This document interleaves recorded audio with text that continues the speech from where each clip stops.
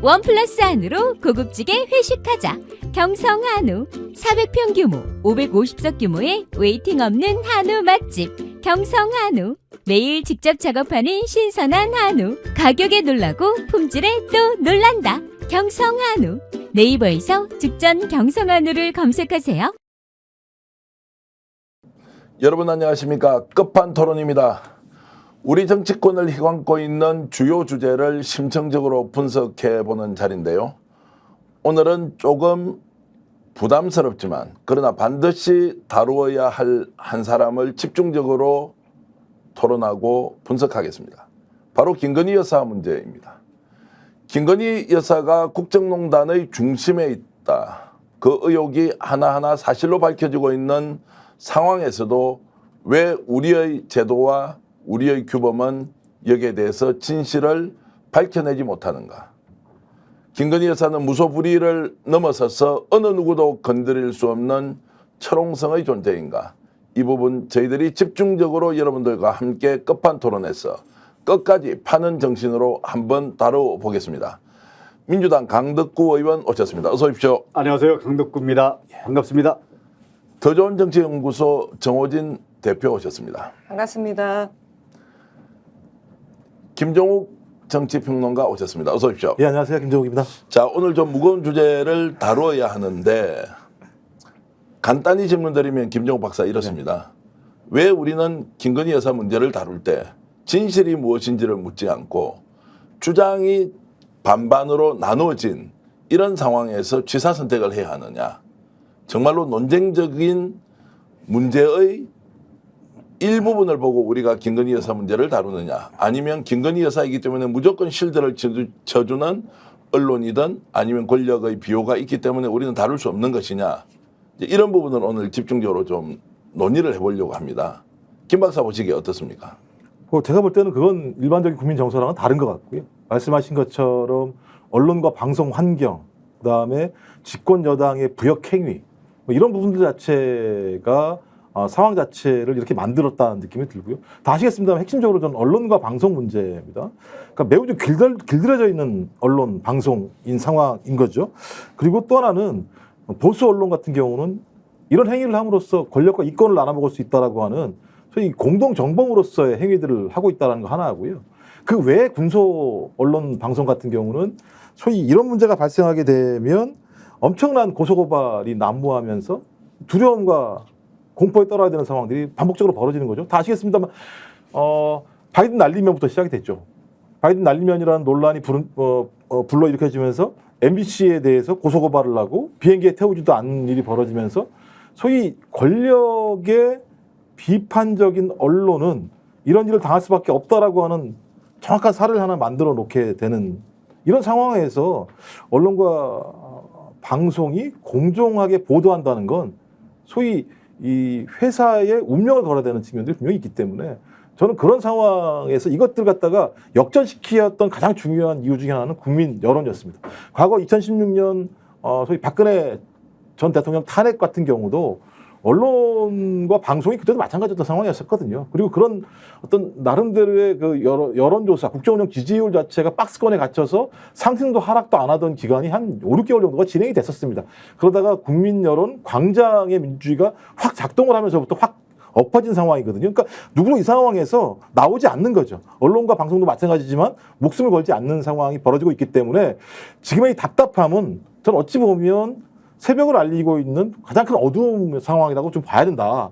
근데 이제 꽤 오래 길었고 또 윤석열 정부가 2년 동안 이 진행이 계속 되어왔었기 때문에 거기에 따르는 피로감, 이런 절망 이런 감각들이 있을지 모르겠습니다만 그렇다고 하더라도 지금까지 국민 여론이 윤석열 대통령의 국정운영 지지율을 20, 30% 안으로 딱 가다둔 거 아니겠습니까? 전 그런 의미에서는 앞으로의 과정이 중요하다. 소위 야당의 역할도 매우 중요하고 또 그다음에 시민사회단체 역할도 매우 중요하다. 저는 하나 차곡차곡 쌓아간다고 봐야 되는 것이지 이것이 오히려 절망이라고 보는 것들은 우리에게 힘을 빠지게 하는 거라 생각이 듭니다. 자, 제가 이제 모든 언론이 왜 김건희 여사와 관련된 것은 양비론이냐. 주장도 일리가 있지만 김건희 여사의 반론도 일리가 있다. 그래서 이제 명품백이 뇌물이냐 아니냐, 받을 수 있는 것이냐 아니냐, 무슨 또 국가기록물이냐 아니냐, 황제조사도 마찬가지입니다. 똑같이 황제조사는 아니 법과 원칙에 따라서 당연히 이렇게 하는 것이 맞다는 이제 법무부 장관의 이야기. 말이 안 된다. 검사들이 휴대폰 맡겨놓고 이렇게 조사해야 되느냐. 이제 이런 것들도 찬반양론으로 완전히 갈려 있습니다. 정 대표. 자, 이런 부분들을 우리가 실제로 국민들이 받아들일 때는 아 그래 찬반양론 맞아 이렇게 생각하실 수도 있는데 어떻습니까? 그렇게 생각하시는 분들도 계시긴 하지만 저는 대한민국 국민들 굉장히 현명하다고 봅니다.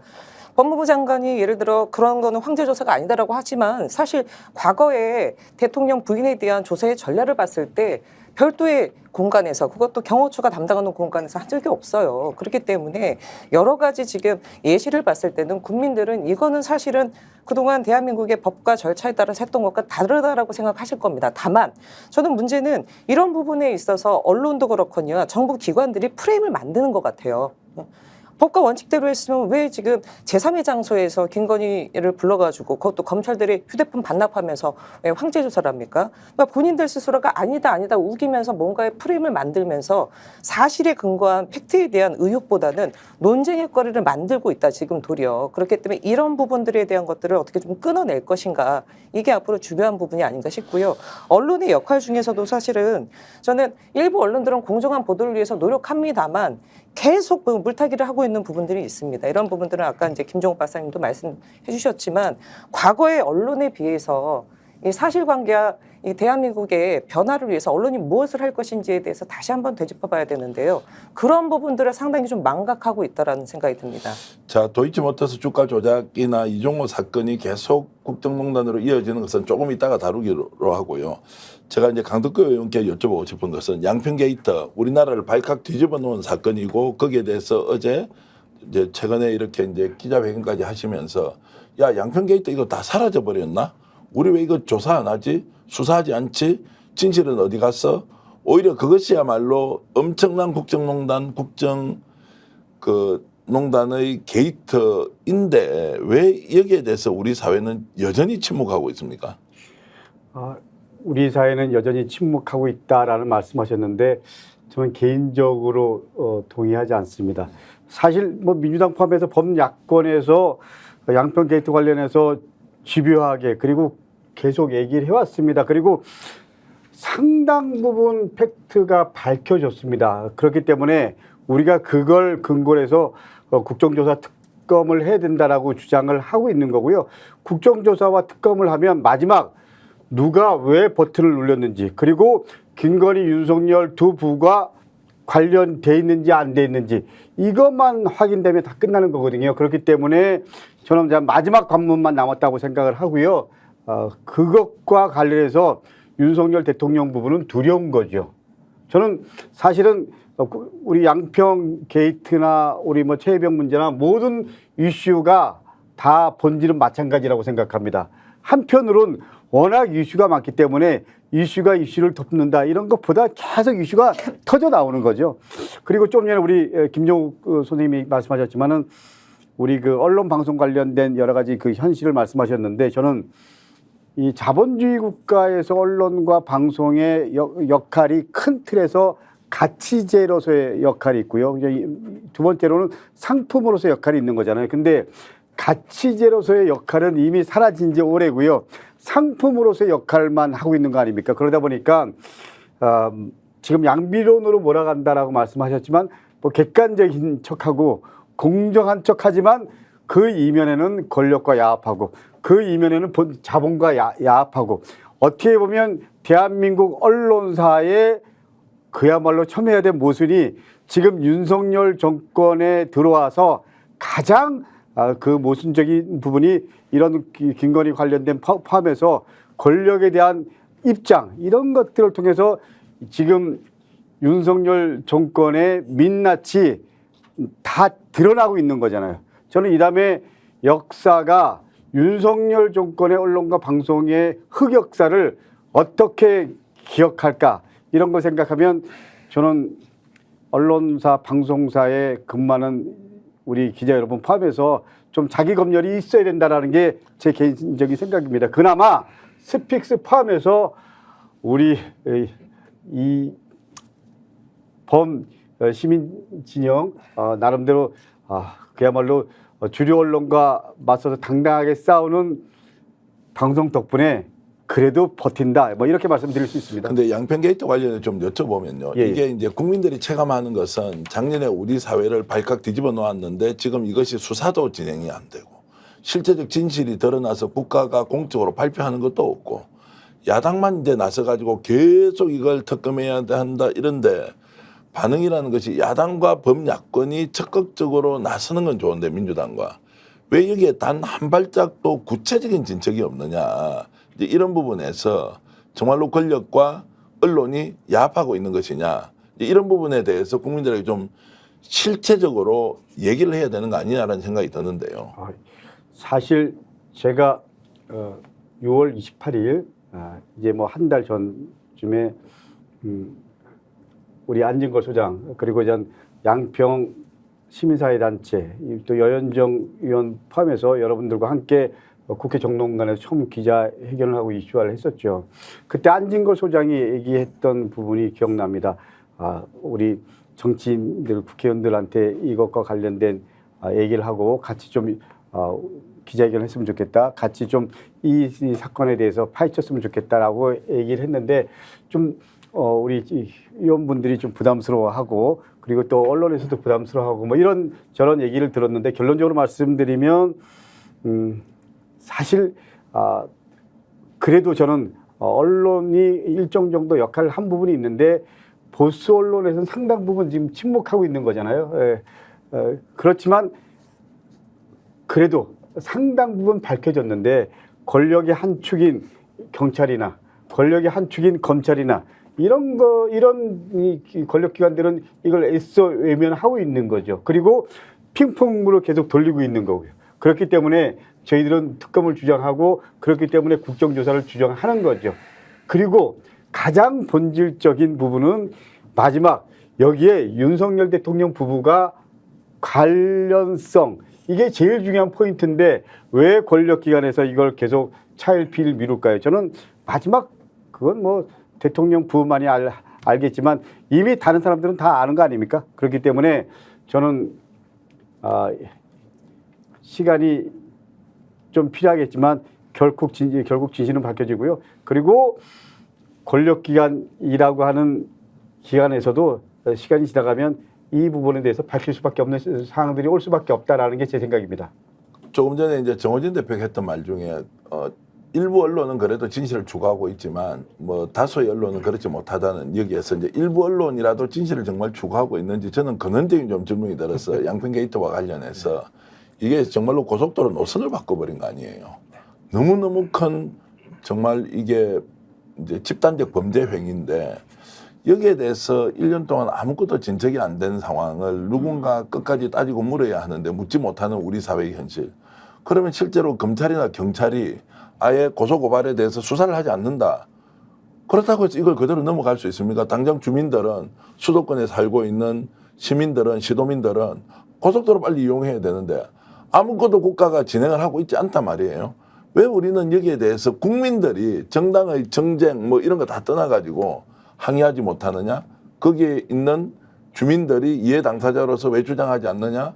국가는 무엇을 하느냐? 이런 근원적인 질문을 양평 게이트 문제만큼 꼭 지적을 하고 싶은데 왜 이게 진짜 진척이 안 됩니까? 정말로 자기들끼리 짬짬이하면서 그냥 막아버리는 겁니까? 그렇죠. 막고 있는 거죠. 누가 그럼 거기 뭐라고 먹힙니까? 대한민국이 이제 지금 현재 대한민국은 짬짬이에서 언론하고 국가 권력과 수사기관이 막아버리면 이제 막히는 나라가 됐습니까? 아니, 생각을 해보십시오. 야당이 할 수 있는 게 어떤 게 있습니까? 수사권이 있습니까? 기소권이 있습니까? 영장을 청구할 수 있습니까? 압수수색을 할 수 있습니까? 야당이 가질 수 있는 권한이라는 게 탄핵밖에 저는 없다는 생각이 들어요. 그러니까 탄핵, 국정조사, 아니 국정감사라고 하는 수단밖에 없는 상황이고요. 이런 상황에서 야당이 할 수 있는 수단이 없는데 그럼 이걸 깰 수 있는 게 말씀하신 여론을 말씀하시는 거잖아요. 최근 여론을 한번 보시자고요. 예를 들면 이진숙 후보에 대한 지금 방통위원 됐습니다만 또 해명이 맞냐 안 맞냐. 많은 국민들 17% 정도의 국민들만 믿었지 나머지는 믿지 않았어요. 그 다음에 김건희 씨에 대한 황제조사 문제 많다고 하는 여론 자체가 문제 없다고 하는 여론이 한 23%밖에 안 되는 상황입니다. 그러니까 국정 운영에 지지하는 사람들 중에서 5에서 10%가 빠집니다. 그럼에도 불구하고 더 아래로 빠지지 않는 이유 중에 하나는 소위 이 민주당에 대해서 보수의 핵심적인 지지층은 적으로 생각을 해요. 그러니까 적인 거죠. 그러니까 경쟁하는 상대가 아니라 적이기 때문에 아무리 김건희 씨, 그러니까 윤석열 내외가 나쁜 짓을 한다고 하더라도 민주당이 주장하는 것을 동의하면 소위 적에게 이적 행위를 한다라고 생각하는 유권자들이 꽤 많이 계십니다. 이게 깨져야 되거든요. 이게 깨져야지만 소위 그 깨진 공간을 통해서 대중들이 현장으로 나오게 되고 여론도 완전히 압도할 수 있는 상황인데 그 부분이 안 되고 있는 측면들이 하나가 있고요. 또 하나는 이 숫자의 늪이에요. 192 대 108입니다. 그러니까 압도적인 숫자입니다만 특검을 할 수도 없는 숫자예요. 그러니까 많은 국민들은 이 숫자를 넘기는 능력을 보여달라고 요청하고 있는 거거든요. 그러니까 국민들이 과거에 2016년에 광장에 나와서 수백만 명이 그 추위에 떨면서 소위 하야와 탄핵을 주장을 했었습니다. 그래서 만들어낸 게 소위 문재인 정부였었지 않습니까? 근데 그 이후에 지금 상황을 보면 대중들이 나갔을 때 어떤 효능이 있는가라고 하는 그 효능에 대한 예를 들면 경험적인 좌절이 분명히 있습니다. 그래서 이런 상황들을 뚫을 수 있는 건 전 특검 문제에 대해서 소위 야당 진영이 매우 유의미하고 의미 있는 어떤 역할을 해줘야 된다는 거 하나하고 국정조사와 국정감사에서 지금보다는 진일보되어 있는 내용들을 밝혀줄 필요가 있다. 왜?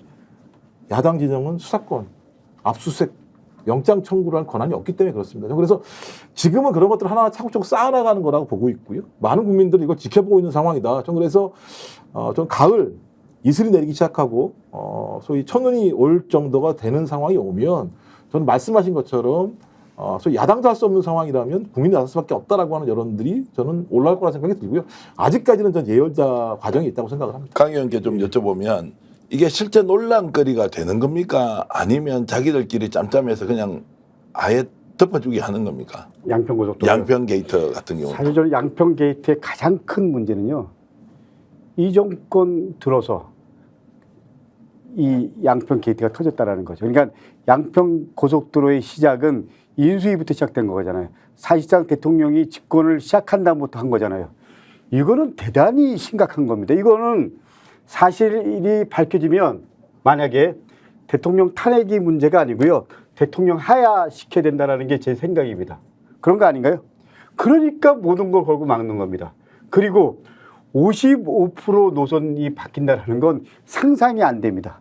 그리고 이걸 용역사가 바꿨다라는 거 아닙니까? 이것도 말이 안 되는 겁니다. 제가 경기도에서 부지사를 한 2년 가까이 했는데요. 실제로 제가 우리 기술직 공무원들한테 물어봤습니다. 용역사가 중심으로 해갖고 노선 변경이 된 사례는 없다. 대부분 발주청에서 요청하고요. 그 요청에 맞춰서 용역사가 입장 정리를 하는 거지 용역사가 주도적으로. 그리고 그 당시에 원희룡 장관이 했던 말 혹시 기억하실지 모르겠는데 철회를 한다라고 얘기했습니다. 근데 1조 7천억이 되는 사업은 예를 들면 시작할 때도 그렇고요. 철회할 때도 다 순서가 있습니다. 그리고 과정이 있습니다. 프로세스가 있습니다. 그런 거를 마음대로 장관이 할 수 있다. 저는 어떻게 그런 사람이 제주도 지사를 재선이나 했는지 모르겠지만 결론적으로 말씀드리겠습니다. 이 사건은요. 윤석열 정권의 존폐 여부를 떠나서요. 하야 문제까지 거론될 수 있는 문제입니다. 그럼에도 불구하고 지금 국민의힘이나 용산이나 권력기관이 다 막고 있잖아요. 윤석열 대통령이 대통령 된 다음에 인수위 때부터 시작된 건데 당연히 예를 들면 우리 전 대표님 말씀 철저하게 동감하죠. 자, 제가 이제 말씀드리는 거는 이제 이렇게 명백하게 드러난 사실도 도마에 올려놓고 싸우면 논쟁이 되어서 반은 맞고 반은 틀리게 되는 이것이 반복되는데 이게 먹히고 있다는 것. 김정욱 박사는 아니 먹히지 않는다. 오히려 국민들은 다 알고 있다고 하는데 제가 관찰자로서 보면 여기에서 이 문제를 다루는 언론이나 권력자들의 발언 이런 내용을 보면 그냥 찬반양론이라는 거예요. 왜 우리가 이 논쟁에 빠져들 수밖에 없느냐. 빠져서 왜 헤어나질 못하느냐. 이 질문을 정당 대변인 해보셨지 않습니까? 제가 질문을 드리는 겁니다. 정말 어려운 질문이기도 하는데요. 제 생각 같아서는 두 가지 측면이 있는 것 같습니다. 하나는 뭐냐면 양이 너무 많아요. 양이. 윤석열 정부 들어서 지금 정말 이 특검에 해당되는 사건들이 한두 건이 아닙니다. 한두 건이 아니고 말씀하셨듯이 야당은 예를 들어서 특검을 할 만큼의 지금 의석수를 갖고 있지 못해요. 그러다 보니 제도적으로 이 부분에 대해서 명확하게 수사를 하고 뭘 할 수 있는 상황이 안 돼요. 그러고 나면 또 다른 사건이 터지고 또 다른 사건이 터지다 보니까 사실은 양쪽으로 많은 부분들이 누적되어 있습니다. 그러다 보니 국민들의 입장에서는 뭐 하나 제대로 해결하고 넘어가는 것이 현재까지 없었어요. 그러다 보니 일정 정도 이 부분과 관련돼서 피로도면 피로도가 될 수도 있는 거고, 예를 들어서 특히 윤석열 대통령 같은 경우는 끊임없이 거부권 행사하는 거 아닙니까? 그러다 보니까 마치 언론에서는 여기서는 특검법 통과시키고 윤석열 정부 그 거부권 행사 이게 지금 왔다 갔다 몇 번 누적되다 보니까 마치 이것이 하나의 사실관계에 대한 의혹에 대한 것보다는 논쟁거리로 만드는 그런 프레임이 저는 있었다고 보여져요. 그래서 이제 언론은 이렇게 얘기합니다. 자, 거대 야당이 국회를 장악하고 나서 횡포를 부리고 이게 입법 폭주를 하고 있다. 그래서 대통령이 거부권 행사 외에는 다른 게 없다. 근데 이렇게 계속 얘기를 하는데 한두 번이 아니고 한 20번 정도 들으니까요. 야, 진짜로 민주당이 거대 야당으로서 입법 폭거를 하고 있느냐. 이제 이런 질문을 거꾸로 또 하는 경우가 김 박사 생기고 있습니다. 제가 오버하는 겁니까? 예, 저는 그렇게 생각하는데 아니 야당은 그렇게 하는 겁니다. 그렇죠. 아니 어느 전 세계적으로 야당은 권력을 견제하는 거고 언론도 권력을 견제하는 거고요. 그럼 야당이 예를 들면 야당이 입법 폭거라고 얘기하는데 입법 폭거를 할 수 있을 만한 증거를 누가 제공해 줬습니까? 국민이 제공해 준 겁니다. 그러니까 192 대 108이라는 숫자가 그냥 단순한 숫자로만 얘기되는 게 아니라 다수의 국민들은 특히 수도권에 살고 있는 오피니언, 그러니까 여론을 주도하고 있는 국민들은 어떤 형태로든지 여당과 대통령을 견제하라고 압도적인 의석을 준 겁니다.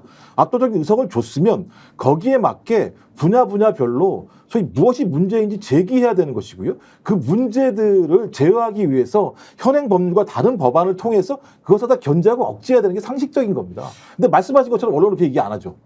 니네들이 뭔데 그렇게 숫자 가지고 난리를 치자고 얘기하는데 니네들이라고 얘기하는 언론이 문제인 거예요. 니네들입니까 그게? 그게 니네들입니까? 국민이 만들어준 의석입니다. 그러면 언론은 국민이 만들어준 의석도 존중하지 않는 겁니다. 그럼 언론은 무엇을 위해 존재하는가는 근본적인 질문을 할 수밖에 없는 거예요. 저는 최근에 이진숙이라는 인물이 방통위원장에 앉아 있는데 그 폭거에 대해서 언론들이 소위 동일한 50대 50의 논쟁으로 이것을 다룬다? 비상식적이에요. 왜? 방통위원장은 저희 언론의 공정성을 담보하는 자입니다. 사고방식부터가 공정하지 않은 사람, 수사를 받을 수밖에 없다라고 하는 명백한 내용들이 나와 있는 인물, 거짓으로 일관된 인물이 대통령, 그러니까 국회에서 반대에도 불구하고 대통령이 바로 임명하는데 아무런 문제 제기하지 않는다? 그게 뭐냐? 방통위원장 아래 굴복하겠다는 자기 선언을 하는 거잖아요. 근데 그런 언론들의 양비론을 우리가 인정해야 됩니까? 오히려 저는 언론을 공격해야 되는 게 맞는 거죠. 또 그럼 또 난리를 치겠죠. 어떻게 언론을 공격하냐고. 어쩌라는 얘기입니까 그러면? 그래서 말씀하십시오. 예. 입법 폭거라는 말씀하셨는데요. 네. 제가 21대 4년간 하고 지금 21에 몇 개월 지났잖아요. 제가 21대 교육위를 4년 동안 했습니다. 그때 야당 단독으로 처리한 거는 딱 하나였습니다. 국가교육위원회 관련된 거. 말고는 한 번도 단독으로 처리한 적이 없었습니다. 제가 그때 교육위 상임위원장한테 아니 우리 국회가 그야말로 합의제 기관이냐. 아니다. 토론하고 마지막에 그래도 안 되면 결국 투표를 통해서 할 수밖에 없는 거 아니냐. 왜 이렇게 여당 떠나서 마지막은 우리 투표로 하는 거다. 최대한 예를 들면 상대방 입장 존중하지만 그렇게 얘기한 적이 있습니다. 마지막 다시 한 번 말씀드립니다. 우리가 입법 폭거한 적 한 번도 없습니다. 그리고 저기 이준석 사진 나오는데요. 아니 방송통신위 같은 경우는 합의제 기관 아닙니까? 근데 저렇게 마음대로 하잖아요. 그런 거 아닌가요? 근데 지금 예를 들면 보수 언론에서 또 KBS 포함해서 보수 방송에서 이런 부분에 대해서 신랄하게 비판한 적이 있나요? 양비론 얘기하고 예를 들면 이 환경을 우리가 어떻게 바라볼 거냐. 이게 대단히 중요한 문제 아닌가요? 지금 현재 언론과 방송의 진실을 규명하는 가장 중요한 잣대라고 생각합니다. 그래서 제가 또 다른 질문이 좀 떠오르는 게 이겁니다. 윤석열 대통령의 정책 추진 과정에서 논쟁이 있어서 여야 간에 갈등을 일으킨다. 국민들이 찬반 양론 갈린다. 이제 이런 거면 그나마 100번 양보했어라도 좀 뭔가 권력의 사적 뭐 유용 이런 게 있다 하더라도 그래도 대통령이니까 뭐 이렇다 생각할 수도 있는데 지금은 김건희 여사와 관련된 문제잖아요. 그럼 이 사람은 국민들이 뽑아준 사람도 아니고 뽑아준 대통령의 배우자인데 이 사람을 막기 위해서 대한민국 모든 권력과 언론이 총동원이 되어서 마치 자신의 이익을 지키듯이 움직이고 있는 이런 행태는 의정활동 지금 경기도 의회부터 시작하면 지금 이미 뭐 한 16년 그 정도 됐지 않습니까? 이런 예. 경우 배우자를 위해서 국가가 또는 권력이 또는 집권 세력이 움직이는 걸 본 적이 있습니까? 그 제가 대통령실 업무분장 관련해서 정확하게 이제 보진 않았지만 영부인 관련된 역할은 없는 걸로 알고 있습니다. 근데 제가 지금 분노한 사건이 하나 있습니다. 혹시 보셨는지 모르겠지만 우리 마약 관련해서 지금 네. 지금 이게 이슈가 되고 있잖아요. 굉장히 만약에 심각하죠. 이게 진짜라면 수사 외압을 진짜 저희 보이는 김건희 여사가 했다 그러면 저는 윤석열 대통령 모든 걸 걸고 하야시킬 겁니다. 생각해 보십시오. 보수 정권에서 끝까지 지켜야 될 원칙이 있는데 아니 마약과 관련된 부분을 그야말로 권력을 이용해서 비호해주고 그리고 경무관 한 사람 승진시키기 위해서 담당했던 팀장을 자천성 인사를 하고 이거는 그야말로 최병 사건도 너무 가슴 아프지만 진짜 윤석열 김건희 정권 사악한 집단이다. 이 정권은 국민 이름으로 무너뜨려야 된다. 이제 더 이상 참을 수 없다는 게 제 생각입니다. 그렇지 않나요? 예, 네, 뭐, 예. 저 100% 동의하고요. 자, 제 최상병 사건입니다. 그런데도 지금 용산에서는 여기에 대해서 적극적으로 해명하거나 아니면 부인하거나 아니면 여기에서 문제 제기하는 사람을 바로 잘하는 고소 고발해야 되지 않습니까? 그냥 가만히 지켜보고 있는 것 같아요. 가만히 있죠. 지금 삼부 토건도 비슷한 상황입니다. 예. 가만히 있죠. 예. 그러니까 근데 이게 여기서 재밌는 거는 이 또 이종호라는 인물이 또 등장하지 않습니까? 그 조병로 경무관 관련돼서 내가 승진시켰다라고 얘기를 하고 있어요. 지금 최상병 관련된 거 삼부 토건 그다음에 지금 마약 수사 사건 외압 관련돼서 모두 이종호 씨가 연결돼 있고 이종호 하면 또 누구 연결되겠습니까? 김건희거든요. 김건희. 심지어는 이거는 뭐 확인이 안 됐기 때문에 말하는 게 조심스럽긴 하지만 그 오빠라고 불렀다고 뭐 이런 얘기도 제가 언뜻 어디에서 나온 네, 얘기 네. 들은 적이 있는 것 장경태 같습니다. 최고위원이 그 이야기했는데 장경태 최고위원이 지금 이제 고발당했습니다. 장경태 최고가 그 얘기했죠. 예. 아니, 고발을 당해야 수사가 되니까요. 수사가 돼야 오빠라는 것이 사실인지 아닌지 밝힐 수가 있는 상황에서 그러니까 되게 웃긴 게 최재형 목사도 그렇지 않습니까? 내가 청탁했다니까? 그러니까 나를 갖다가 수사를 해달라니까 그러니까 웃긴 나라인 거예요. 이건 대단히 웃긴 나라이고요. 그다음에 이게 왜 그 말씀하신 마약이 왜 중요하냐면 이게 보니까 92만 6천 명이 동시에 투약할 수 있고 834억 원 상당이라는 거예요. 한동훈이 얼마나 예를 들면 마약 관련해서 자기의 트레이드 마크처럼 얘기를 했습니까?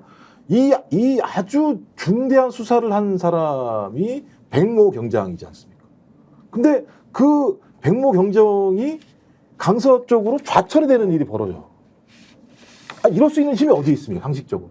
경찰 내부에서 뭐 서로 예를 들면 앙숙인 사람끼리 싸운 것도 아니라면 압도적 힘이 들어올 수밖에 없다. 근데 압도적 힘이 뭐냐? 몰랐는데 갑자기 누군가 전화해서 영등포 경찰서장이 용산이 알고 있다라고 얘기했으면 용산인 거죠.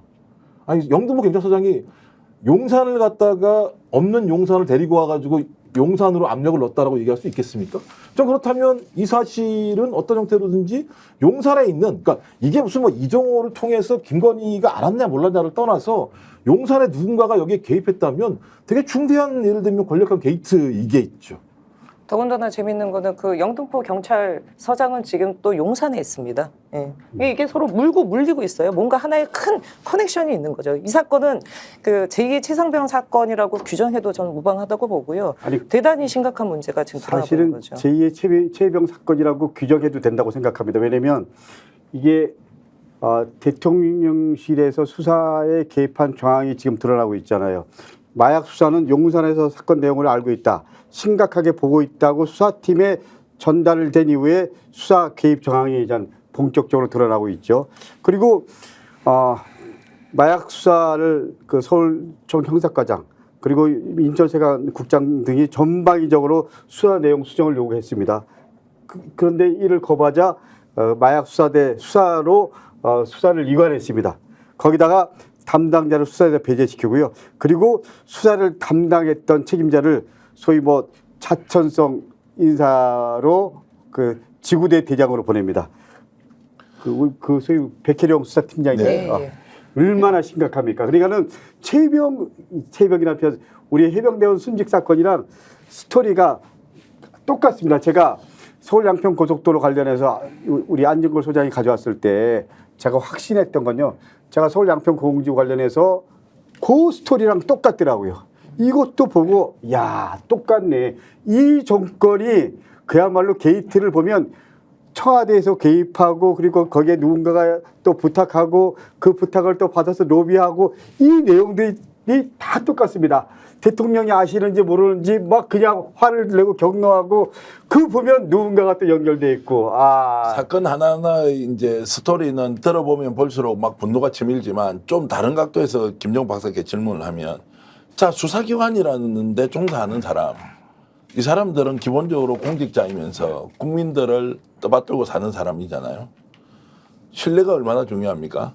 국가라는 우리가 규범, 조직이 갖고 있는 권위는 결국 공정성, 형평성 이런 데서 나오는 거지 않습니까?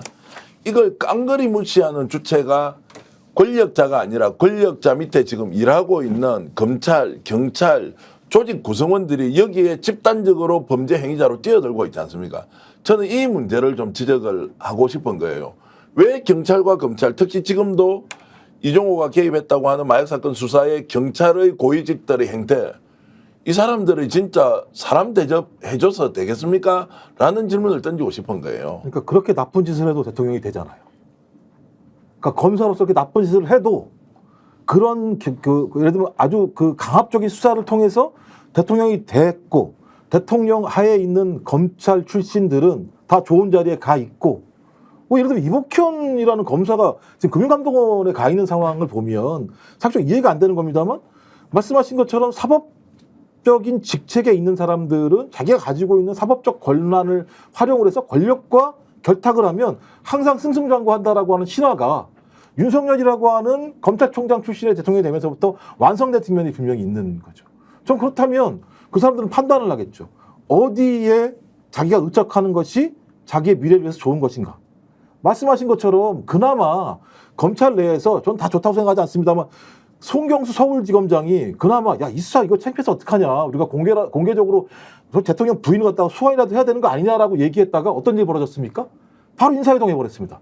민정수석실 만들어서 민정수석을 임명한 다음에 6일 만에 소위 검찰 인사를 통해서 서울지검장 싹 바꿔버렸고 새로 들어간 서울지검장이 검찰총장 패싱해가지고 황제 조사에 응해서 저희 김건희 씨에 대한 핸드폰 뺏긴 수사를 한 일이 벌어졌거든요. 경찰이 경찰은 뭐 뻔한 얘기 아니겠습니까? 생각을 해보십시오. 이첩상동이라고 저는 생각이 드는 건데 예를 들면 박정훈 수사단장이 수사를 해서 자료를 갖다가 경북경찰청에 넘겼지 않습니까? 그랬더니 공직기관 비서관실에 있는 행정관이 국가수사본부에 전화해가지고 야 갖고 와. 그랬더니 국가수사본부가 경북경찰청에 전화해가지고 야 그거 가져간다니까 그냥 냅둬라. 가져갑니다. 경찰 보십시오. 영등포 경찰서에서 이거 수사해서 엄청난 성과를 냈습니다. 이 성과 가지고 있었으면 영등포 경찰서장 승진할 거고 아마 백 경장도 승진했을 겁니다. 근데 갑자기 누가 알기 시작하더니 야 필요 없어. 서장도 모르게 이첩을 해버립니다. 서울경찰청으로.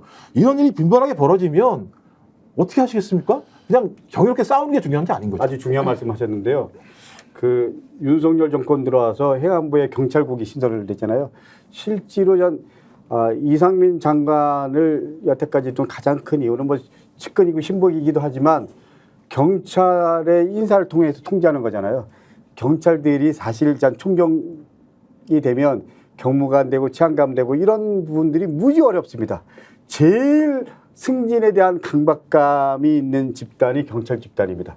그리고 총경에서 그다음 이제 경무관 치안감 되고 이럴 때는 좀 주기가 빠릅니다. 그렇기 때문에 모든 걸 걸 수밖에 없습니다. 그렇기 때문에 총경이 되면 권력의 실세가 누구냐? 이런 것들이 아주 중요한 겁니다. 그렇기 때문에 이종호가 그야말로 권력의 실세랑 연결돼 있다.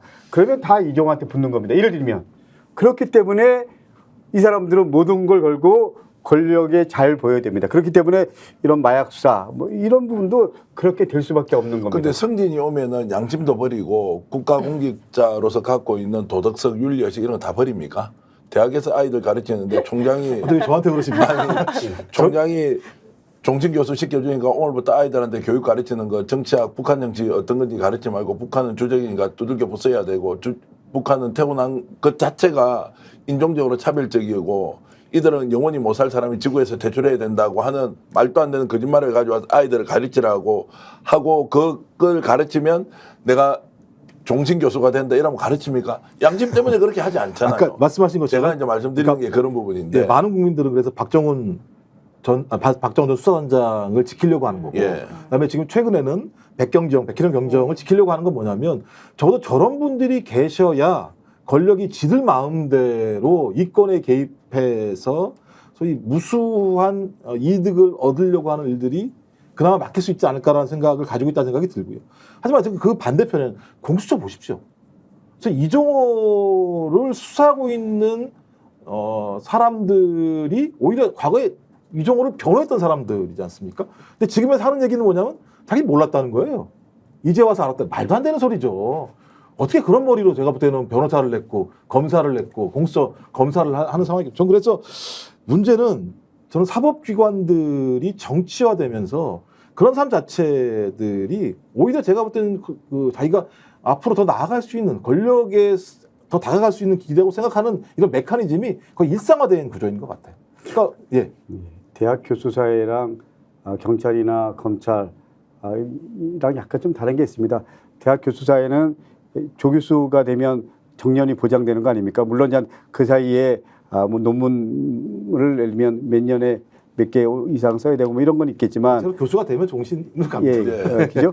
근데 경찰, 군 이런 데는 계급 정년이 있고 그렇기 때문에 그런 부분에 대한 긴장감, 그런 거에 대한 부담이 상당히 크기 때문에 적극적으로 권력에 좀 기댈 수밖에 없는 이런 속성이 있습니다. 안타깝지만. 아니 근데 우리나라 역사를 보면 과거에 이제 군사 정권이 잡았던 시기가 있었고 민주화가 됐고 사실 그 고리를 끊어냈다고 생각하는데 다시 검찰이 권력을 잡기 시작하면서 말씀하셨듯이 권력 기관의 정치화가 굉장히 윤석열 정권 들어서면서 급속도로 되고 있는 부분은 분명한 사실인 것 같아요. 그건 주제는 사실인 거고. 이걸 다시 한번 언론 관련된 부분도 앞서 얘기했기 때문에 다시 한번 반추해서 얘기 드리면 사실은 우리나라 그 87년 민주화 항쟁 당시에 언론의 역할이 굉장히 컸습니다. 역사의 변곡점마다 언론이 사실은 대한민국의 방향을 얘기를 했었던 적도 있기 때문에 저는 사실 지금 상을 돌이켜보면 제2의 민주화가 일어나야 되는 부분이 아니냐. 언론에 대한 부분뿐만이 아니라 국가 전반에 대한 부분, 권력기관에 대한 부분 다시 한번 이런 부분들이 일어나야지 이거를 다시 바로잡을 수 있다고 보고 사실 여러 가지 부분이 있겠지만 그중에 가장 핵심적인 거는 어찌됐건 간에 일단은 특검이나 이런 부분들이 제대로 이루어질 수 있도록 국민들이 힘을 모아주시는 부분인 것 같습니다. 앞서도 윤석열 정권의 여러 가지 현안 관련돼 가지고 국민 여론이 70% 80% 되는 게 있어요. 근데 과거에 국민 여론 7, 80%는요 그냥 국민 여론이 아니라 국론입니다. 국론이기 때문에 정권도 이거는 따라야 된다라고 사실은 했거든요. 근데 지금은 아예 그런 부분들을 깡그리 무시하고 있는 거 아니겠습니까? 저는 이제 권력기관의 정치화가 과거나 지금이나 정도의 차이는 있었다. 그러나 권력기관의 정치화는 간부가 될수록 어쩔 수 없는 측면도 있다. 그러나 거기에도 금도라는 게 있었다는 거예요. 아예 사실이 아닌 거를 거꾸로 뒤집어 씌워서 범죄자를 예를 들어서 가해자를 피해자로 만들거나 정말로 피해자를 가해자로 만드는 이런 행위는 하지 않았는데 이 정권 들어와서 지금 하고 있는 일련의 행태는 이것조차도 뒤집어서 그래서 저는 권력의 정치화라고 하는 말은 너무나 사치스러운 표현이다. 그게 아니다. 권력을 사유화해서 범죄 행위를 저지르고 있는데 이들이 더 승진하고 더 잘 나가는 것을 보고 있는 것에 대해서 좀 더 우리가 깊이 생각을 해야 된다는 이제 이런 말씀을 좀 드리고요. 근데 우리 소장님이 중요한 말씀하셨는데 사실 그 민주정부는 제일 중요하게 생각해야 될 게 또 제일 중요하게 생각하는 게 여론입니다. 근데 윤석열 대통령은 나는 여론에 개의하지 않겠다. 일희일비하지 않겠다. 뭐 이런 얘기를 하잖아요. 그게 윤석열 정권이 갖고 있는 인식입니다. 아주 심각한 문제입니다. 만약에 여론이 최병 관련돼서 여론이 예를 들면 마약 수사 관련해서 어떻게 할 거냐, 어떻게 바라보냐. 근데 국민들이 예를 들면 이건 도저히 용납 못한다. 그러면 무겁게 생각해야 되는 거 아닌가요? 그리고 그거를 정치적으로 어떻게 풀어가야 될지 입장들이 정리돼야 되는 거 아닌가요? 그런데 여론을 나는 의식하지 않겠다. 이게 어떻게 보면 윤석열 대통령, 윤석열 정권의 아주 그 기본적인 인식인 것 같습니다. 자, 지금 여러분께서는 끝까지 판다 끝판 토론 듣고 계신데요. 토론이 점점점 뜨거워지고 있습니다. 잠시 전하는 말씀 듣고 계속 이어가겠습니다. 왜 아직도 3년 넘게 같은 통신사 인터넷 계속 쓰세요? 설마 바꾸기 귀찮다고 복잡하다고 그냥 쓰고 계신 건 아니시겠죠? 인터넷 비교원 인터넷 가입 시 47만원 결합까지 적용하면 최대 200만원 상당의 요금 할인 혜택을 받을 수 있습니다. 유심 변경 시 추가 혜택이 주어집니다. 물론 이 모든 게 설치 당일 지급됩니다. 365일 언제든지 상담 가능하고 3년마다 놓치면 후회하는 혜택 절대 놓치지 마세요. 인터넷 비교원 통해 인터넷 가입하고 지인에게 홍보해주세요. 본인 추천을 통해 가입한다면 5만원이 추가로 지급됩니다. 지금 네이버에 인터넷 비교원 검색 후 3초 만에 견적 내고 비교해보세요. 자, 주제 마지막으로 이제 달려왔습니다. 결국 우리는 김건희 여사 문제와 관련해서 아무도 말을 못하는 대한민국에 살고 있다. 왜 김건희 문제만 나오면 우리는 침묵해야 하느냐. 권력과 언론은 왜 이 문제를 다루지를 못하느냐. 무서워서 그렇습니까? 부담스러워서 그렇습니까? 아니면 터지면 모든 것이 끝나는 중대한 일이 숨어 있기 때문입니까? 그래서 제가 김 박사님께 먼저 여쭤보면, 자, 수사기관을 이렇게 장악을 해버리면 권력이 정말로 무소불위가 됩니까? 아무리 권력을 사유해서 범죄 행위를 저질러도 수사기관 장악하면 그냥 프리패스 하듯이 끝낼 수 있다, 이렇게 되는 걸 지금 보여주고 있지 않습니까? 어떻게 보십니까? 제가 볼 때 지금 눈으로 보고 있는 거니까. 예. 그러니까 지금 아주 초유의 사태입니다만 그 초유의 사태가 관철되고 있다. 그러니까 부끄러운 줄 모르는 거죠. 그러니까 대통령 부인이라고 얘기해서 소위 수사받는 피의자가 자기의 집이죠. 경호처라고 하는 건. 왜냐하면 대통령 부인도 경호 대상이니까. 그 경호처에 있는 기관에 가서 앉아 있고 그를 수사하는 자들이 핸드폰을 뺏기고 신분증을 뺏기는 수사를 하는 상황에도 불구하고 그걸 법무부 장관은 법에 따라서 했다라고 얘기하는 말도 안 되는 기이한 현상들이 벌어지고 있는 건데요. 대통령이 자기 계속 입으로 얘기하고 자유민주적 기본 질서라고 얘기하는 거예요. 자유민주적 기본 질서와 관련해서 우리 헌법에 판례가 있습니다. 자유민주적 기본 질서가 뭐야? 저는 폭력적 자의적 지배를 배제하는 게 핵심입니다. 근데 지금 반헌법적 행위를 하고 있는데 그 반헌법적 행위를 누가 다 예를 들면 방어해주고 있느냐? 법무부 장관이, 검찰총장이, 경찰총장이, 관세청장들 이런 사람들이 다 지금 막아주고 있는 상황입니다. 근데 그럼 이 사람들이 이 자리에 있게 하는 가장 막강한 권한은 어디 있습니까? 대통령 인사권이에요. 그러니까 저는 대통령의 이 막대한 권한을 예를 들면 축소하거나 줄이지 않는다면 저는 누구든 마음만 대통령이 먹으면 이런 일들이 벌어질 수밖에 없는 상황은 우리 대한민국이 처해 있는 대통령제의 환경이라는 생각이 들고요. 근데 지금까지는 이렇게 권력을 막 써먹지 않았었던 거죠. 왜? 그거는 인간으로서의 상례에 어긋나기 때문에 그런 행위들을 하지 않았던 측면들이 분명히 있는 건데 희한하게도 윤석열 대통령은 이런 행위들을 계속 반복적으로 하고 있는 거죠. 그래서 마지막 활시가 하나 남아있는 거죠. 근데 문제는 활이 하나밖에 안 남아있기 때문에 지금 바로 못 쏘는 거죠. 정확하게 겨누어서 관역에 정확히 맞아야 되기 때문에 좀 그게 이제 탄핵이라고 하는 마지막 활시가 남아있는 거라 생각이 들기 때문에 아마 지금 민주당 지금 강특 의원이 계십니다만 민주당도 엄청나게 고민을 하고 있을 거라 생각이 듭니다. 그 부분 관련해서. 뭐 민주당은 탄핵을 고민하는 국회의원 모임을 이미 만들었고요. 8월 10일 전당대회가 끝나면 이 부분을 좀 더 적극적으로 좀 공론화해야 된다고 생각을 하고요. 조금 전에 예를 들면 수사기관을 장악하면 이렇게 무소불위가 되냐 말씀하셨는데 사실 그런 부분 때문에 문재인 정부 때 공수처 그리고 국가수사본부 만들었던 거잖아요. 근데 이게 그야말로 아무 쓸모짝이 없게 됐습니다. 조금 전에 말씀하신 대로 인사권을 결국 갖고 있는 게 대통령이잖아요. 그렇기 때문에 사실 제도가 아무리 좋은 제도라고 하더라도 그야말로 권력을 가진 자가 그 제도의 취지를 인정하지 않으면 이렇게 허무하게 제도가 무너지는구나라는 걸 윤석열 정권이 가르쳐 주는 것 같아요. 저는 지금 강덕구 의원님 말씀에 전적으로 동의하는데요. 우리 직선제 이후 노태우 정권도 이르지 않았습니다. 예. 어느 정권도 권력을 잡으면 수사기관의 인사권을 다 쥐고 있어요. 그럼에도 불구하고 사실 이런 일 없었고 YSDJ 때는 아들들 다 구속시켰잖아요. 예. 그런 정도까지였는데 왜 이렇게 됐냐 보면 저는 정치와 관련된 초짜 대통령 이 사람이 자기 지금 임기가 5년이라는 대통령 단임제가 아니라 마치 천년만년 누릴 것처럼 지금 행동을 하고 있거든요. 더군다나 V0라고 하는 김건희 씨가 사실상 뭐 막후에서 모든 걸 좌지우지하고 있다는 거는 저희들이 지금까지 계속 얘기하면서 합리적으로 의심하고 있는 부분 아닙니까?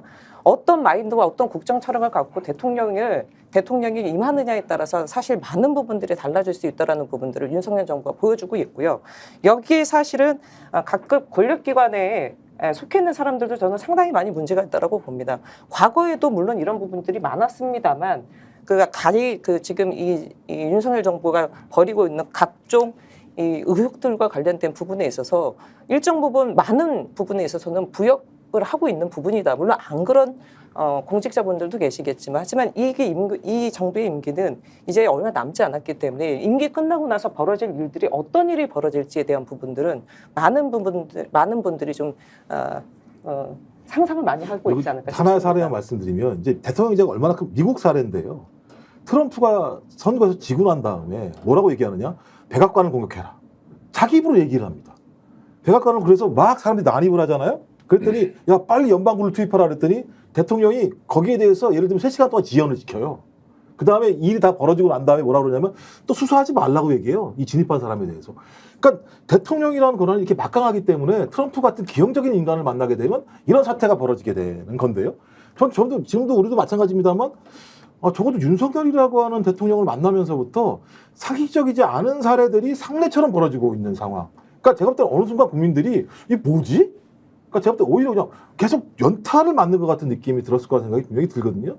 전 그래서 이 부분 관련해서는 소위 한국 사회의 대통령의 막강한 권한들을 아주 희한한 인간과 결합되면서 이런 일이 발생한 거다라는 생각이 들고요. 전 그런 측면에서는 많은 국민들이 고통을 받고 있습니다만 이것들 제어할 수 있는 또 다른 방편들을 만들어야 된다라고 하는 측면에서 어떤 민주주의의 위기들을 극복할 수 있는 새로운 우리들의 또 역량들을 만들어낼 수 있는 것으로 좀 잘 또 활용해야 된다는 생각도 들긴 합니다. 그 역대 대통령들의 권력 누수 또 레임덕과 관련된 여러 가지 게이트들이 터지는 거 보면 보통 3년차 지나서입니다. 3년차 중반기 지나서인데 여기는 사실 내부의 문제도 아니고요. 2년 전부터 계속 나오는 거잖아요. 1년 지나서부터.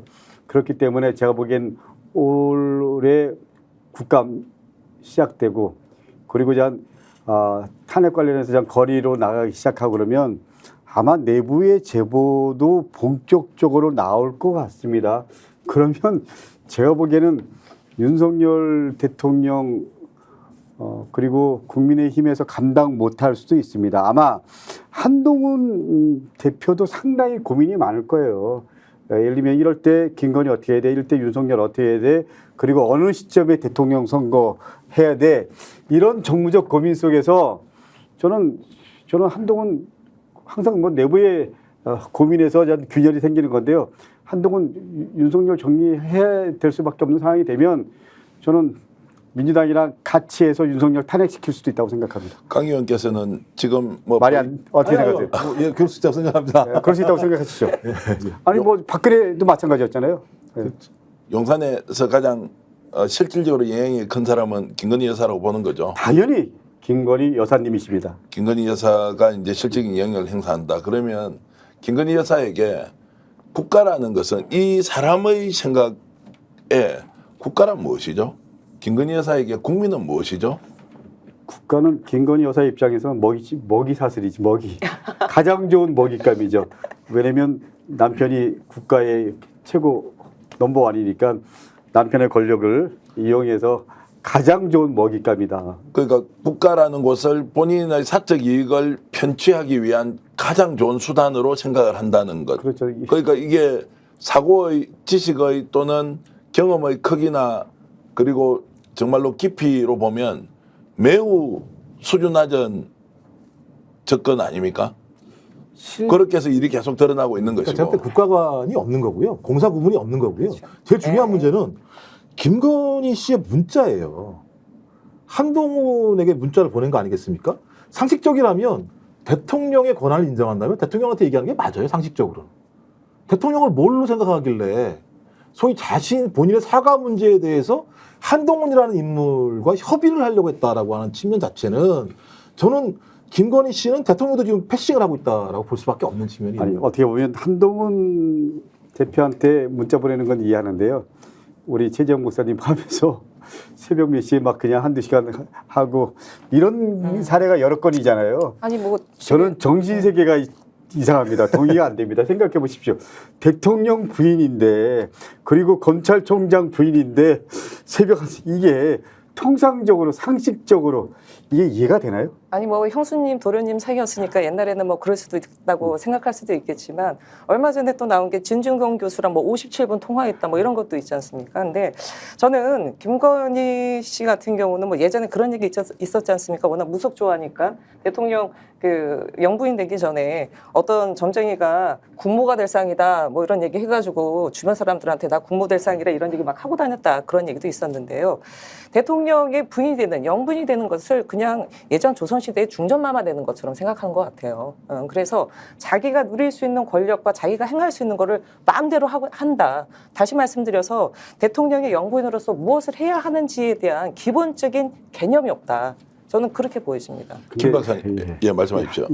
제가 조선시대 중전마마 말씀하셨는데 비교를 해서 비유를 해서 근데 조선시대가 500년 동안 갈 수 있었던 이유가 뭐라고 생각합니까? 네. 저는 조선시대에는 왕조 국가임에도 불구하고요. 왕의 역할 그리고 또 중전의 역할, 중전의 역할 네, 예. 이런 게 다 있었고요. 그 역할에 맞게 그리고 사관원 사원부가 있어갖고요. 다 간언하고 다 기록하고 이렇기 때문에 어떻게 보면 조선시대가 500년 이상 갈 수 있었던 건 시스템으로 국가가 운영됐습니다. 근데 여기는 적절한 얘기 아니었습니다. 완전히 시스템이 무너진 대한민국입니다. 그러니까 조선의 왕은요 마음대로 인사권 행사 못했어요. 그러니까요. 네. 아래에서 예를 들면 추천합니다. 네. 의정부에서 간합니다. 근데 각 간관들이 존재하죠. 그래서 왕이 마음대로 하려고 마음 먹으면 나를 밟고 가세요라고 얘기하는 이런 시스템이에요. 제가 볼 땐 지금 윤석열 대통령은 뭐라 그래야 되나? 그러니까 왕답지도 않은 사람인 거죠. 제가 볼 때는. 저는 이진숙 이진숙 임명 강행하고 그리고 김문수 전 경기지사 고용노동부 장관으로 지명하는 거 보고 야 윤석열 정권 끝났다. 윤석열 정권 하야시킬 수밖에 없다. 이제 제대로 싸워야 되겠다. 뭐 이런 국민과 싸우겠다는데 여론 이런 거 다 떠나서 나는 국민과 싸우겠다. 뭐 이거잖아요. 이제 우리는 윤석열 정권 하야시켜야 된다. 하야. 이게 우리 국민들이 마지막 할 수 있는 거라고 생각합니다. 이제 싸웁시다. 이제 할 수 있는 모든 거 다 던지고 그냥 할 수밖에 없습니다. 이렇게 이제 적극적으로 말씀하신 거 저도 처음 듣는데 어찌됐든 이제 국민들 정서는 그렇다는 것이고 여기서 김 박사께 꼭 여쭤보고 싶은 것은 대통령도 아니고 대통령 배우자가 이렇게 국정농단의 중심에 서 있다라는 의심을 매일같이 받고 있는데 왜 대한민국의 집권 여당 또는 보수 세력, 언론은 이 문제에 대해서는 보수의 양심을 걸고 아니면 아니다, 맞으면 맞다라고 해야 하는데 이들이 왜 자신의 양심을 걸고 싸우지 않느냐 이걸 반복적으로 제가 질문을 드리는 겁니다. 싸워야 되지 않습니까? 보수를 정권의 재창출 기반으로 만들고 또는 보수 정치가 진보보다 더 낫다는 걸 국민들께 입증을 하기 위해서도 김건희 여사 문제는 반드시 해결을 해야 하는데 왜 이들이 침묵하고 있느냐 이 질문 드리고 싶은 겁니다. 일단 제가 볼 때는 나눠 먹을 먹잇감들이 분명히 널려 있는데 나눠 먹을 먹잇감이 많이 있다. 널려 있는데 만약에 이 상황에서 현 정권의 치부를 드러내는 순간 저는 공멸할 거라고 생각하는 겁니다. 공멸한다는 건 뭐냐면 보수층이 한국 사회에서 정당적인 가치로서 인정받지 못할 뿐만 아니라 소위 보수 단체들, 보수 언론들도 생존할 수 없다라고 좀 판단하는 것 같고 왜냐하면 한 번 탄핵당한 세력 아닙니까? 두 번 탄핵을 당하는 것들은 공멸, 이걸 막는 것들이 가장 중요한 자기들의 사익의 핵심적인 내용인데 2016년 우리 사회에서 확립된 딱 원칙이 하나 있습니다. 사적인 개인이 공적인 권한을 활용하는 국정농단은 용인할 수 없다. 그럼 지금 김건희 씨가 하고 있는 행위는 어떤 거냐? 2016년 최순실 씨가 한 행위랑 동일합니다. 소위 권한을 갖지 않은 자가 대통령 부인이라는 이유만으로 공적 권한을 활용해서 각종 이권에 개입하고 사건을 무마해 지우는 행위가 반복적으로 벌어졌다. 이 사실을 밝히는 것은 제가 볼 땐 공멸을 의미하는 걸 생각하는 것 같아요. 저 끝까지 지키고 있는 마지노선 연합이 지금 형성되고 있는 측면이 있는 거죠. 그래서 이걸 깰 수 있는 유일한 방법은 아까 말씀드렸지만 여론과 민심밖에 없다고 생각을 하는 겁니다. 왜? 그들도 지금 목숨을 걸고 있는 거니까요. 저는 국민의힘도 지금 엄청나게 견결하게 목숨을 걸면서 자기 권력을 지킨다고 생각을 하고 있는 상황이거든요. 왜? 한동훈까지도 용인하면서 62.8%라는 지지율을 만들어주면서 그 공면을 막으려고 하는 사람들이 벌어지고 있다는 생각이 좀 드는 거죠. 제가 보기에는 보수 세력은 지금 딜레마에 빠졌을 겁니다. 상당히 고민이 많을 겁니다. 근데 아마 여론의 흐름들을 지켜볼 겁니다. 그러면서 내부적으로 윤석열 정권 어떻게 해야 되나라는 내부적인 논의가 전 시작될 수도 있다라고 생각합니다. 저는 어떻게 분명히 말씀드리지만 우리 마약과 관련된 수사 외압 이게 아주 저는 그야말로 폭발성을 가지고 있다라고 생각합니다. 마약 관련해서는 보수 세력도 용납 못하는 거 아닌가요? 맞습니다. 그리고 지금 체병 관련해서도 이 부분이 거의 뭐 나온 거잖아요. 적어도 국가의 안위를 책임지고 국민의 생명을 책임지는 게 보수의 대원칙 아닌가요? 보수가 지금 무너지고 있는 거잖아요. 그런 거 아닌가요? 그런데다가 지금 마약까지 김건희 여사가 봐준 게 외압 관련해서 작동한 게 팩트로 드러난다. 그러면 아마 보수 세력도 더 이상 참을 수 없을걸요. 네, 저는 우리 김종욱 박사님께서 공멸에 대한 사실상 두려움 때문에 두 번의 탄핵을 거치면 그래서 똘똘 뭉치는 거 아니냐라고 말씀해 주셨는데 저는 좀 조심스럽긴 하지만 이들 내에서도 좀 균열이 생길 수 있다라고 보여지는 게 있어요. 한동훈 60% 넘게 압도적으로 됐는데 압도적으로 당선된 1등 공신은 저는 누가 뭐래도 윤석열, 김건희라고 보여지거든요. 내부에서도 사실은 제가 듣기로는 대선 캠프에 있었던 사람들조차도 일부는 야 이거 좀 너무하는 거 아니냐 김건희 관련돼서 지금 주구장창 나오는 부분 그런 얘기가 좀 있다고 하고 한동훈 지금 이제 당대표가 됐죠. 앞으로 어떻게 하냐의 문제인 것 같은데 여전히 일단은 용산과 계속 줄다리기를 하고 있는 부분들이 보여주고 있습니다만 만약에 한동훈 대표가 노선을 바꿔버리는 상황이 온다면 저는 좀 달라질 수 있는 상황이 벌어질 수 있다라는 생각은 좀 듭니다. 정치적 반대 진영에서 이것이야말로 국정농단이라고 주장할 때 언론은 그 반대쪽의 의견을 가지고 마치 찬반 양론이 들끓는 것처럼 얘기하고 있습니다. 지금 세 분이 공통적으로 말씀 주신 것은 집권 세력, 보수 집단 내부에서 이 문제, 특히 김건희 여사 문제는 그냥 넘어갈 수 없을 것이라고 조심스럽게 전망했습니다. 제가 지금 말씀드리고 싶은 마지막 얘기는 이겁니다. 윤석열 대통령과 김건희 여사가 어떤 행태를 보이든 정말로 그들은 보수 진영 내부의 대표자로 대통령이 되었고 대통령의 배우자인 것 아닙니까? 그러면 최소한의 양심을 걸고 대한민국을 어떤 식으로 우리가 유지 발전시켜야 한다는 고민을 하는 지식인이라면 아니면 주인이라면 보수 세력 내부에서 훨씬 더 많은 고민과 선택을 해야 한다고 저는 생각을 하고요. 정쟁이 아니라 국정농단이다. 국정농단은 법으로 단죄해야 한다. 거기에서는 국민의 뜻을 따르는 것이 정말로 중요한 일이라는 말씀을 드리면서 오늘 세 분 긴 시간 동안 이렇게 토론에 참석해 주셔서 진심으로 감사드리고요. 오늘 끝판 토론 여기서 모두 마치겠습니다. 대한민국 국민이 강덕호 의원과 정호진 대표와 김종욱 박사가 함께 만들어 가길 진심으로 바라면서 오늘 토론 모두 마치겠습니다. 함께 인사드리겠습니다. 여러분 고맙습니다. 안녕히 계십시오. 예, 감사합니다. 감사합니다. 왜 아직도 3년 넘게 같은 통신사 인터넷 계속 쓰세요? 설마 바꾸기 귀찮다고 복잡하다고 그냥 쓰고 계신 건 아니시겠죠? 인터넷 비교와 인터넷 가입 시 47만원 결합까지 적용하면 최대 200만원 상당의 요금 할인 혜택을 받을 수 있습니다. 유심 변경 시 추가 혜택이 주어집니다. 물론 이 모든 게 설치 당일 지급됩니다. 365일 언제든지 상담 가능하고 3년마다 놓치면 후회하는 혜택 절대 놓치지 마세요. 인터넷 비교원 통해 인터넷 가입하고 지인에게 홍보해주세요. 본인 추천을 통해 가입한다면 5만원이 추가로 지급됩니다. 지금 네이버에 인터넷 비교원 검색 후 3초 만에 견적 내고 비교해보세요.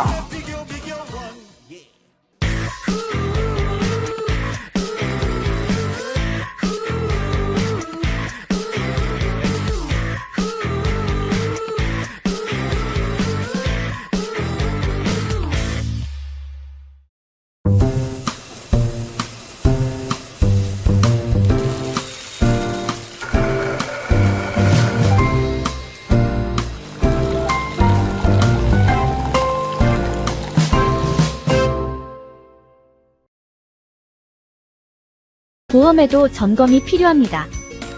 요즘 경기가 어려워서 보험료 내는 것도 부담스럽죠. 보험료는 줄이고 보장은 넓게. 건강보험도 자동차 보험도 나에게 맞춤 보장. 믿을 수 있는 보험 전문가들. 믿을 수 있다 더 착한 보험. 본 광고는 손해보험 광고 심의 기준을 준수하였으며 유효기간은 심의 결과 통보일로부터 1년입니다. 스픽스는 말하는 언론입니다. 대세는 유튜브, 그중에서 스픽스. 좋아요, 댓글, 구독, 알림 설정. 여러분이 저희를 사랑해 주시고 우리가 여러분을 사랑하는 4가지 방법입니다.